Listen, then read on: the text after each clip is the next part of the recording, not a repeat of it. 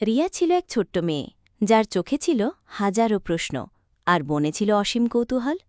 সে সবসময় নতুন কিছু খুঁজতে ভালোবাসত।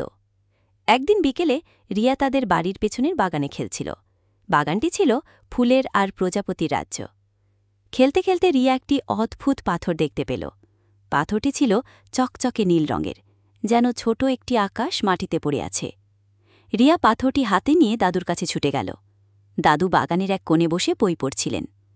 দাদু, দেখো তো এটা কি? রিয়া বলল। দাদু চশমাটা নামিয়ে রিয়ার হাতের পাথরটি দেখলেন। দাদু মুচকি হেসে বললেন, আহা, এ তো একটি স্বপ্ন পাথর। এর মধ্যে নাকি লুকানো আছে অনেক গল্প আর স্বপ্ন। রিয়া অবাক হয়ে জিজ্ঞেস করল, স্বপ্ন পাথর? কিন্তু এর গল্পগুলো কোথায়? দাদু বললেন, এই পাথরটি তোমাকে তোমার নিজের গল্প তৈরি করতে সাহায্য করবে। যখন তুমি এটি ধরে কিছু ভাববে, তখন তোমার ভাবনাগুলো আরও সুন্দর হয়ে উঠবে। রিয়া পাথরটি নিয়ে তার ঘরে ফিরে গেল। সে চোখ বন্ধ করে পাথরটি হাতে নিয়ে ভাবল একটি উড়ন্ত ঘোড়ার কথা।